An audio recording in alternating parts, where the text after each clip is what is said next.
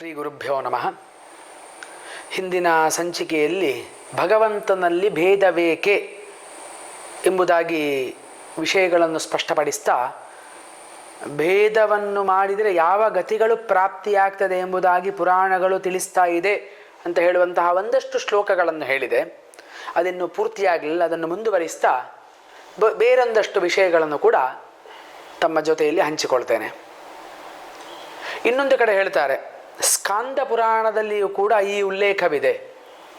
ಭಗವಂತನಲ್ಲಿ ಭೇದ ಬುದ್ಧಿಯನ್ನು ಇಟ್ಟರೆ ಯಾವ ಗತಿ ಪ್ರಾಪ್ತಿಯಾಗ್ತದೆ ಅಂತ.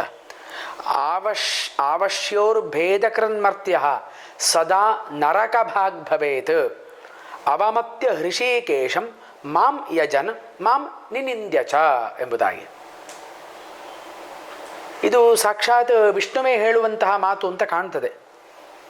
ಅಂತ ಹೇಳಿದರೆ, ಯಾರು ಶಿವನ ಪೂಜೆಯನ್ನು ಮಾಡ್ತಾ ವಿಷ್ಣುವನ್ನು ದ್ವೇಷಿಸ್ತಾನೋ, ಯಾರು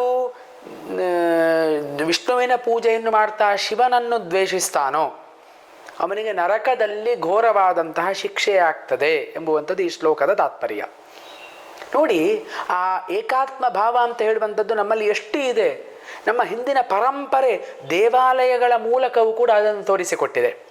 ಇವತ್ತು ನಮ್ಮ ಸಮೀಪ ಇರುವಂತಹ ಶಂಕರನಾರಾಯಣ ದೇವಸ್ಥಾನ, ಆ ಒಂದೇ ಮೂರ್ತಿಯಲ್ಲಿ ಶಂಕರನೂ ನಾರಾಯಣನೂ ಇದ್ದಾನೆ. ಹರಿಹರ ಕ್ಷೇತ್ರ ದಾವಣಗೆರೆಯ ಸಮೀಪದಲ್ಲಿರುವಂಥದ್ದು. ಹರಿಹರ ಕ್ಷೇತ್ರದಲ್ಲಿಯೂ ಕೂಡ ಒಂದೇ ಬಿಂಬದಲ್ಲಿ ಹರಿಹರರಿಬ್ಬರೂ ಕೂಡ ಇದ್ದಾರೆ. ನಮ್ಮ ಮನಸ್ಸಿಗೆ ಮಾತ್ರ ಯಾಕೆ ಆ ವಿಷಯ ಬರ್ತಾ ಇಲ್ಲ ಅಂದರೆ, ನಾವು ಅಜ್ಞಾನದಿಂದ ತುಂಬಿ ಹೋಗಿದ್ದೇವೆ ಅಂತ, ಮಾಯೆಯಿಂದ ಆವೃತರಾಗಿದ್ದೇವೆ ಅಂತ ಅರ್ಥ ಅಷ್ಟೇ. ಮತ್ತೇನು ಇದಕ್ಕಿಂತ ಹೆಚ್ಚು ನಾವು ಏನು ಕೂಡ ಇದಕ್ಕೆ ಹೇಳಲಿಕ್ಕೆ ಸಾಧ್ಯ ಇಲ್ಲ. ಅದೇ ರೀತಿಯಾಗಿ ಶಿವ ಏವ ಹರಿಸ್ಸಾಕ್ಷಾತ್ ಹರಿರೇವ ಶಿವಸ್ವಯಂ ತಯೋರಂತರ ಕೃದ್ಯಾತಿ ನರಕಾನ್ ಕೋಟಿ ಕೋಟಿಶಃ ಅಂತ ಹೇಳಿದರು. ಪುನಃ ನರಕ ನರಕ ಅಂತ ಹೇಳ್ತಾ ಇದ್ದಾರೆ. ಯಾರು ಭೇದ ಮಾಡ್ತಾರೆ ಅವರಿಗೆ ನರಕ ಅಂತ ಹೇಳುವಂಥದ್ದು ನಾಲ್ಕಾರು ಪುರಾಣಗಳಲ್ಲಿ ಪ್ರತಿಪಾದಿತವಾದಂತಹ ವಿಚಾರ. ಯಾವುದೋ ಒಂದು ಸ್ಮೃತಿಯೋ ಅಥವಾ ಯಾವುದೋ ಒಂದು ಪುರಾಣವೋ ಹೇಳ್ತಾ ಇಲ್ಲ. ನಾಲ್ಕಾರು ಪುರಾಣಗಳನ್ನು ಇದನ್ನು ಒತ್ತಿ ಒತ್ತಿ ಹೇಳ್ತಾ ಇದೆ. ಕೋಟಿ ಕೋಟಿಶಃ, ಕೋಟಿ ಕೋಟಿ ನರಕಗಳು ಪ್ರಾಪ್ತಿಯಾಗ್ತದೆ ಅಂತ ಉಂಟು. ನಮಗೆ ಗೊತ್ತಿರುವಂಥದ್ದು 21 ನರಕ ಅಂತ ಹೇಳ್ತದೆ, ಯಾವುದು ಒಂದಷ್ಟು ಗರುಡ ಪುರಾಣ ಇತ್ಯಾದಿಗಳು. ಆದರೆ ಇದರಲ್ಲಿ ನೋಡಿ, ಕೋಟಿ ಕೋಟಿ ನರ ಅಂದರೆ ಅಂತಹ ಪಾಪಿ ಆಗ್ತಾನೆ ಅಂತ ಅರ್ಥ ಅದರದ್ದು. ಆದ್ದರಿಂದ ಭೇದ ಬುದ್ಧಿ ಸಲ್ಲ ಅಂತ ಹೇಳುವಂಥದ್ದು ಇಲ್ಲಿರುವಂತಹ ವಿಚಾರ. ಹಾಗೆ ಒಂದು ಕಡೆ ವಿಷ್ಣುವೇ ಹೇಳ್ತಾ ಇದ್ದಾರೆ, ಇನ್ನೊಂದು ಕಡೆ ಶಿವನೇ ಹೇಳ್ತಾ ಇದ್ದಾನೆ. ನೋಡಿ, ಅವರೇ ಸ್ವಯಂ ಹೇಳ್ತಾ ಇದ್ದಾರೆ.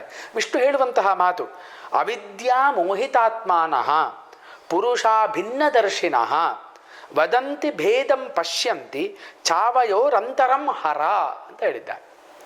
ಈ ಅವಿದ್ಯೆಯಿಂದ ಮೋಹಿತರಾದವರು, ಅಜ್ಞಾನದಿಂದ ಆವೃತರಾದವರು, ಮಾಯೋನ್ಮತ್ತರಾದವರು ಯಾರಿದ್ದಾರೆ, ಭಿನ್ನದರ್ಶಿನಃ ಪುರುಷಾಹ, ಭಿನ್ನ ಭೇದ ಬುದ್ಧಿಯನ್ನು ನೋಡತಕ್ಕಂತಹ ಪುರುಷರು, ಅವರು ಮಾತ್ರ ನಮ್ಮಲ್ಲಿ ಮತ್ತೆ ಹರನಲ್ಲಿ ಭೇದ ಬುದ್ಧಿಯನ್ನು ತೋರಿಸ್ತಾ ಇದ್ದಾರೆ ಅಂತ ಹೇಳುವಂಥದ್ದು ಈ ಶ್ಲೋಕದ ತಾತ್ಪರ್ಯ. ಸಾಕ್ಷಾತ್ ವಿಷ್ಣುವೇ ಹೇಳುವಂಥದ್ದು, ಇದು ಯಾರೋ ಇನ್ನೊಬ್ಬರು ಹೇಳುವಂಥದ್ದಲ್ಲ. ಹಾಗೆ ಶಿವನು ಕೂಡ ಇದು ವಿಷ್ಣು ಪುರಾಣದಲ್ಲಿ ಬಂದಂತಹ ಶ್ಲೋಕ. ಇನ್ನು ಭವಿಷ್ಯೋತ್ತರ ಪುರಾಣದಲ್ಲಿ ಸಾಕ್ಷಾತ್ ಈಶ್ವರನೇ ಹೇಳುವಂತಹ ಮಾತು, ವಿಷ್ಣೋರನ್ಯಂತು ಪಶ್ಯಂತಿ ಯೋ ಮಾಂ ಬ್ರಹ್ಮಾಣಮೇವ ಕುತರ್ಕ ಮತಯೋ ಮೂಢಾ ಪಚ್ಯಂತೆ ನರಕೇಶ್ವಧಃ ಅಂತ ಹೇಳಿದರು.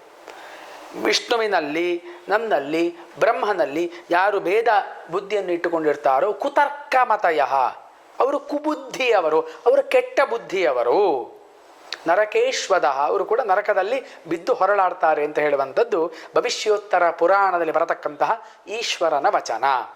ಒಂದು ಕಡೆ ಪುರಾಣಗಳು ಹೇಳುವಂಥದ್ದು, ಇನ್ನೊಂದು ಆ ಪುರಾಣದಲ್ಲಿ ಸಾಕ್ಷಾತ್ ಭಗವಂತನೇ ಹೇಳುವಂಥದ್ದು. ಈಗ ಭಗವದ್ಗೀತೆಗೆ ಇಷ್ಟು ಮಾನ್ಯತೆಯನ್ನು ನಾವು ಕೊಡ್ತೇವೆ. ಯಾಕೆ? ಅದು ಸಾಕ್ಷಾತ್ ಯಾಸ್ವಯಂ ಪದ್ಮನಾಭಸ್ಯ ಮುಖ ಪದ್ಮಾತ್ ವಿನಿಸೃತ, ಸಾಕ್ಷಾತ್ ಭಗವಂತನ ಮುಖ ಕಮಲದಿಂದ ಬಂದದ್ದು ಅಂತ. ಇಲ್ಲಿಯೂ ಕೂಡ ಪುರಾಣದಲ್ಲಿಯೂ ಕೂಡ ಸಾಕ್ಷಾತ್ ಹರಿಹರರೇ ಹೇಳಿದ್ದಾರೆ, ನಮ್ಮಲ್ಲಿ ಭೇದ ಮಾಡಿದರೆ ಯಾವ ಗತಿ ಪ್ರಾಪ್ತಿಯಾಗ್ತದೆ ಅಂತ. ಆದ್ದರಿಂದ ಇದೆಲ್ಲ ಗೊತ್ತಿದ್ದೂ ಕೂಡ ನಾವು ಪುನಃ ಅದನ್ನು ಮಾಡ್ತಾ ಇದ್ದೇವೆ. ಅದು ಬಹಳ ಆಶ್ಚರ್ಯ ಆಗುವಂಥದ್ದು. ಇದೆಲ್ಲ ಗೊತ್ತಿದ್ದೂ ಕೂಡ ನಾವು ಅದೇ ಮಾರ್ಗದಲ್ಲಿ ನಡೀತಾ ಇದ್ದೇವಲ್ಲ, ಈ ಅಜ್ಞಾನಕ್ಕೆ ಏನು ಹೇಳುವಂಥದ್ದು? ಭಗವಂತನೇ ಅಂಥವರಿಗೆ ಬುದ್ಧಿಯನ್ನು ಕೊಡಲಿ ಅಂತ ಹೇಳುವಂಥದ್ದು ನನ್ನಲ್ಲಿ ದೇವರ ಪ್ರಾರ್ಥನೆ. ಹಾಗೆ ಈ ವಿಷಯವನ್ನು ಇಲ್ಲಿಗೆ ಸಮಾಪ್ತಿ ಮಾಡ್ತಾ, ನಮ್ಮ ಉದ್ಧಾರವನ್ನು ನಾವೇ ಮಾಡಬೇಕು ಅಂತ ಹೇಳುವಂಥದ್ದು ಭಗವಂತನ ಮತ ಗೀತೆಯಲ್ಲಿ ನಮಗೆ ಯಾವುದನ್ನು ತೋರಿಸಿಕೊಟ್ಟಿದ್ದಾನೆ. ಬಹಳ ಪ್ರಸಿದ್ಧವಾದಂತಹ ಶ್ಲೋಕ, ಉದ್ಧರೇದಾತ್ಮನಾತ್ಮಾನಂ ನಾತ್ಮಾನಮವಸಾದಯೇತ್ ಆತ್ಮೈವ ಹ್ಯಾತ್ಮನೋ ಬಂಧು ಆತ್ಮೈವ ರಿಪುರಾತ್ಮನಃ ಅಂತ. ತನಗೆ ತಾನೇ ಬಂಧು, ತನಗೆ ತಾನೇ ಶತ್ರು, ತನ್ನನ್ನು ತಾನೇ ಉದ್ಧಾರ ಮಾಡಿಕೊಳ್ಳಬೇಕು, ಇನ್ನೊಬ್ಬನಲ್ಲ ಅಂತ ಹೇಳುವಂಥದ್ದು ಶ್ಲೋಕದ ಒಂದು ತಾತ್ಪರ್ಯ. ನಾವು ಹೇಳ್ತೇವೆ ಸಾಮಾನ್ಯವಾಗಿ ಪ್ರಪಂಚದಲ್ಲಿ, ಅವನಿಂದ ನಾನು ಹಾಳಾದೆ, ಅವನು ನನಗೆ ಅನ್ಯಾಯ ಮಾಡಿದ, ಅವನನ್ನು ನಾನು ಸುಮ್ಮನೆ ಬಿಡುವುದಿಲ್ಲ, ಹೀಗೆ. ಅಥವಾ ಒಮ್ಮೊಮ್ಮೆ ನಮ್ಮ ಬಗ್ಗೆ ನಾವೇ ಕುಗ್ಗುವಂತಹ ಮಾತುಗಳನ್ನು ಹೇಳಿಕೊಳ್ತೇವೆ. ನಾನೊಂದು ಹುಟ್ಟಿಯೂ ಪ್ರಯೋಜನ ಇಲ್ಲದ ಹಾಗೆ ಆಯಿತು, ನಾನೊಂದು ಭೂಮಿಗೆ ಭಾರ ಆದೆ, ಹೀಗೆಲ್ಲ. ಇದನ್ನೆಲ್ಲವನ್ನು ಕೂಡ ಭಗವಂತ ಏನು ಮಾಡಿದ್ದಾನೆ, ಇದನ್ನೆಲ್ಲವನ್ನು ಕೂಡ ಬದಿಗೆ ತಟ್ಟಿದ್ದಾನೆ. ಇಲ್ಲಿ ಸ್ಪಷ್ಟ, ತನ್ನನ್ನು ತಾನು ಉದ್ಧಾರ ಮಾಡಿಕೊಳ್ಬೇಕು, ಇನ್ನೊಬ್ಬ ಅಲ್ಲ. ತನಗೆ ತಾನೇ ಶತ್ರು, ತನಗೆ ತಾನೇ ಮಿತ್ರ, ಎಲ್ಲವೂ ಕೂಡ ನಮ್ಮ ಕೈಯಲ್ಲಿದೆ. ಅಂತಹ ವಿವೇಕ ಪ್ರಜ್ಞೆಯನ್ನು, ಅಂತಹ ಬುದ್ಧಿಯನ್ನು, ಜ್ಞಾನವನ್ನು ಭಗವಂತ ನಮಗೆ ಕೊಟ್ಟಿದ್ದಾನೆ. ಅದರ ಮೂಲಕ ನೀನು ಉದ್ಧಾರ ಆಗು ಎಂಬುದಾಗಿ ಭಗವಂತ ಕೃಷ್ಣ ನಮಗೆ ಗೀತೆಯಲ್ಲಿ ತೋರಿಸಿಕೊಟ್ಟಿದ್ದಾನೆ. ಒಂದು ಸರ್ತಿ ಬುದ್ಧ ರಾಮಕೃಷ್ಣ ಪರಮಹಂಸರು ಅವರ ಕೊನೆಯ ಸಮಯ ಬಂತು, ಇನ್ನೇನು ಜೀವ ತ್ಯಾಗ ಮಾಡುವಂತಹ ಸಂದರ್ಭದಲ್ಲಿ ಅವರ ಶಿಷ್ಯನಾದಂತಹ, ಪ್ರೀತಿಯ ಶಿಷ್ಯನಾದಂತಹ ಆನಂದ ಅಂತ ಒಬ್ಬ ಇದ್ದ. ಆನಂದನನ್ನು ಕರೆದು ಕೇಳ್ತಾರೆ, ನಿನಗೇನಾದರೂ ಅಧ್ಯಾತ್ಮ ವಿಚಾರದಲ್ಲಿ ಸಂಶಯ ಇದ್ದರೆ ಕೇಳಪ್ಪ, ನನ್ನ ಪ್ರಾಣ ವಿಯೋಗದ ಸಮಯ ಹತ್ತಿರ ಬಂದಿದೆ ಅಂತ. ಆಗ ಆನಂದನು ಬಹಳ ದುಃಖಿತನಾಗಿ ಹೇಳ್ತಾನೆ, ಗುರುಗಳೇ, ಇನ್ನು ನೀವಿಲ್ಲದ ಮೇಲೆ ನಮಗೇನು ಗತಿ, ನಾವೆಲ್ಲಿಗೆ ಹೋಗುವುದು, ನಮಗೆ ದಾರಿಯನ್ನು ತೋರಿಸುವವರು ಯಾರು ಅಂತ. ಆಗ ರಾಮಕೃಷ್ಣ ಪರಮಹಂಸರು ಹೇಳ್ತಾರೆ, ಉದ್ಧರೇದಾತ್ಮನಾತ್ಮಾನಂ, ನಿನಗೆ ನೀನೇ ಬೆಳಕಾಗಬೇಕು, ಆದ್ದರಿಂದ ನಾನಿಲ್ಲ ಅಂತ ಚಿಂತೆಯನ್ನು ಮಾಡಬೇಡ, ನಿನಗೆ ನಾನು ಪಥವನ್ನು, ದಾರಿಯನ್ನು ತೋರಿಸಿಕೊಟ್ಟಾಗಿದೆ, ಇನ್ನು ನೀನು ಆ ದಾರಿಯಲ್ಲಿ ಹೋಗುವಂಥದ್ದು ಅಷ್ಟೇ ನಿನ್ನ ಕರ್ತವ್ಯ. ಆದ್ದರಿಂದ ಅವರಿಲ್ಲ, ನಾನಿಲ್ಲ, ಮತ್ತೊಬ್ಬ ಇಲ್ಲ ಅಂತ ದುಃಖ ಪಡುವಂತಹ ಅಗತ್ಯ ಇಲ್ಲ ಎಂಬುದಾಗಿ ಅದ್ವೈತ ತತ್ವವನ್ನು ಅಕ್ಷರಶಃ ಪಾಲಿಸಿದಂತಹ ರಾಮಕೃಷ್ಣ ಪರಮಹಂಸರು ಹೇಳತಕ್ಕಂತಹ ಮಾತು.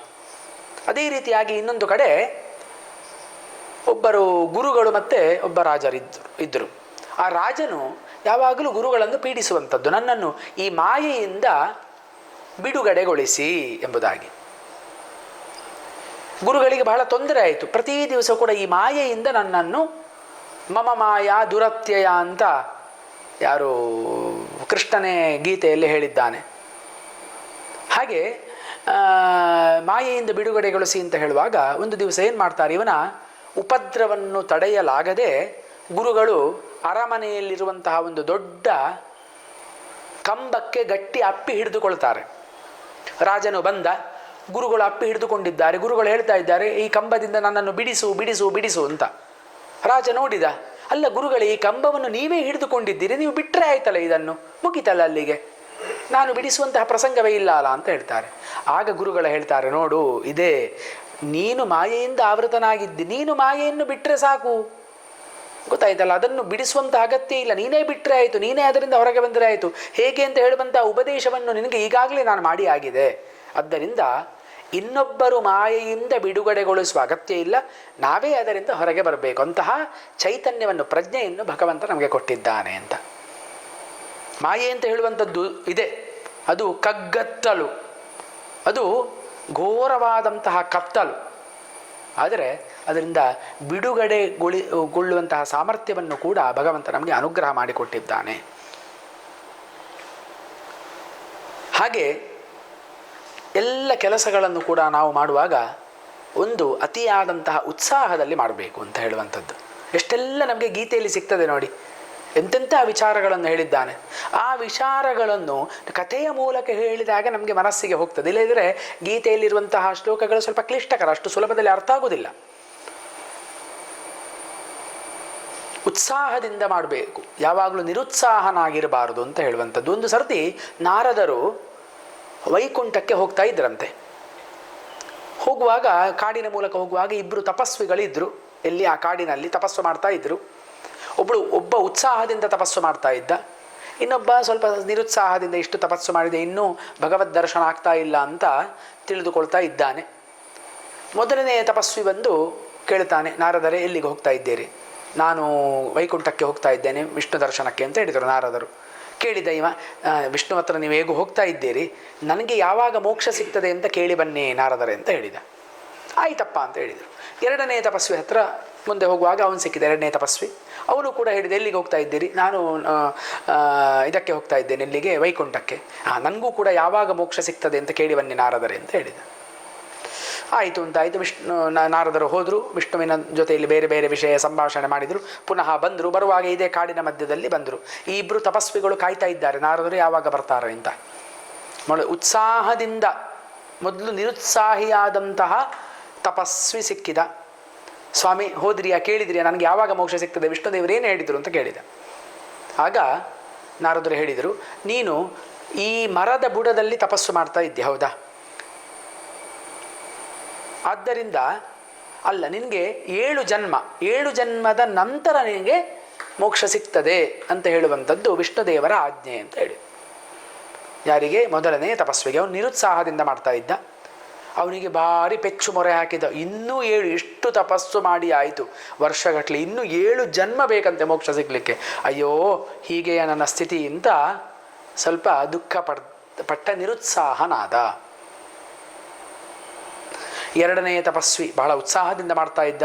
ಅವನ ಬಳಿಗೆ ಬಂದರು ನಾರದರು. ಅವನು ಕೇಳಿದ, ಯಾವಾಗ ಮೋಕ್ಷ ಸಿಗ್ತದೆ ಸ್ವಾಮಿ ನನಗೆ ಅಂತ. ನೀನು ಯಾವ ಮರದ ಬುಡದಲ್ಲಿ ತಪಸ್ಸು ಮಾಡ್ತಾ ಇದ್ದಿ, ಆ ಮರದ ಎಲೆಗಳೆಷ್ಟುಂಟು, ಆ ಎಲೆಗಳಷ್ಟು ಜನ್ಮದ ನಂತರ ನಿನಗೆ ಮೋಕ್ಷ ಸಿಗ್ತದೆ ಅಂತ ಹೇಳಿದ. ಒಂದು ಮರದಲ್ಲಿ ಎಷ್ಟು ಎಲೆಗಳಿರ್ಬೋದು, ಹೌದಾ ಅಲ್ವಾ? ಆದರೂ ಕೂಡ ಅವನು ಧೃತಿಗಡಲಿ, ಬಹಳ ಸಂತೋಷ ಆಯಿತು ಅವನಿಗೆ. ಓಹ್, ಅಷ್ಟು ಮರದ ಎಲೆಗಳಷ್ಟು ಜನ್ಮದ ನಂತರ ಅಂತ ಉತ್ಸಾಹದಿಂದ ಹೌದಾ ಅಂತ ಸಂತೋಷಪಟ್ಟ.